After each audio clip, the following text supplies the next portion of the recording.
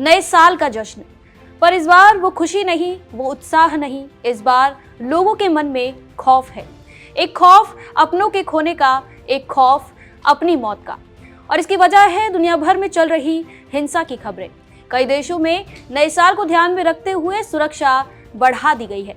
आज के इस एपिसोड में हम इसी को लेकर बात करने वाले हैं कि वो कौन कौन से देश हैं जहां आतिशबाजी की चमक के पीछे बंदूकें, ड्रोन और कैमरे तैनात हैं। नमस्कार, आप देख रहे हैं पॉलिटिकल पंचायत का खास शो दुनिया की पंचायत। मैं हूं आपके साथ श्वेता चौहान। चलिए अब सबसे पहले बात करते हैं दुनिया भर में नए साल को लेकर बढ़ाई गई सुरक्षा के बारे में। बता दें कि लॉस एंजलिस में बम धमाके की नाकाम साजिश ने चिंताएं और बढ़ा दी है। FBI ने बताया कि संदिग्ध कई स्थानों पर इम्प्रोवाइज्ड एक्सप्लोसिव डिवाइसेस से हमले की योजना बना रहे थे। अमेरिकी फर्स्ट असिस्टेंट अटॉर्नी बिल एसिली ने कहा कि जांचकर्ताओं ने साजिश को अंजाम देने से पहले ही दखल दिया और इसे रोक लिया गया। मिली जानकारी के मुताबिक सभी संदिग्ध लॉस एंजलिस के रहने वाले हैं। हालांकि लॉस एंजलिस शहर के अधिकारियों ने सेलिब्रेशन पर रोक नहीं लगाई, पर सुरक्षा व्यवस्था बढ़ा दी गई है। इसके अलावा पेरिस में पुलिस के कहने पर शहर के अधिकारियों ने चैम्प्स एलिसीज पर होने वाला न्यू ईयर ईव का म्यूजिक कॉन्सर्ट रद्द कर दिया। इसके पीछे वजह बताई गई भीड़ की अनिश्चित आवाजाही और भगदड़ का खतरा। हालांकि आर्क डी ट्रायम्फ पर आतिशबाजी का प्रोग्राम जारी रहेगा, लेकिन लाइव परफॉर्मेंस के बजाय पहले से रिकॉर्डेड म्यूजिक ब्रॉडकास्ट किया जाएगा। वहीं सिडनी में इस महीने की शुरुआत में बॉन्डी बीच पर हुए घातक आतंकवादी हमले के बाद बॉन्डी बीच पर न्यू ईयर प्रोग्राम रद्द कर दिया गया।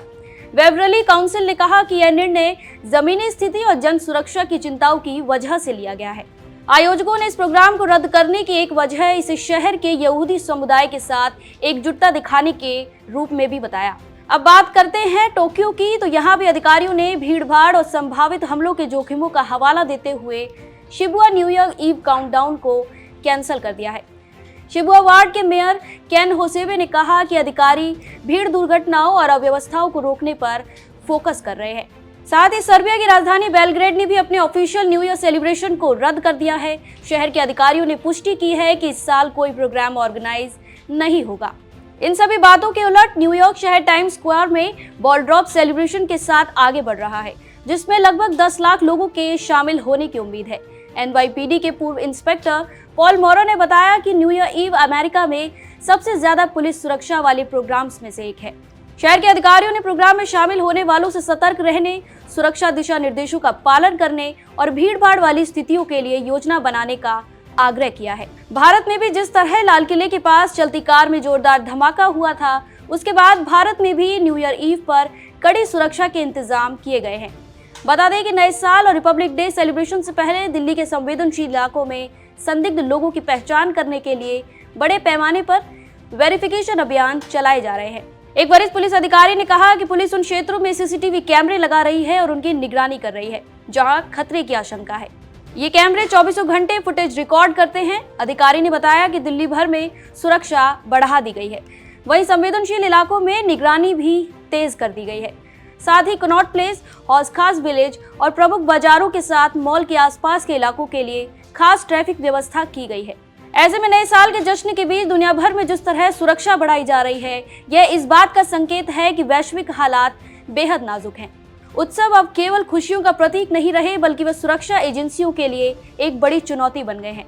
लगातार हो रहे आतंकी हमले, हिंसक घटनाएं और नफरत से प्रेरित अपराधों ने यह साफ कर दिया है कि खतरे किसी एक देश या एक महाद्वीप तक सीमित नहीं।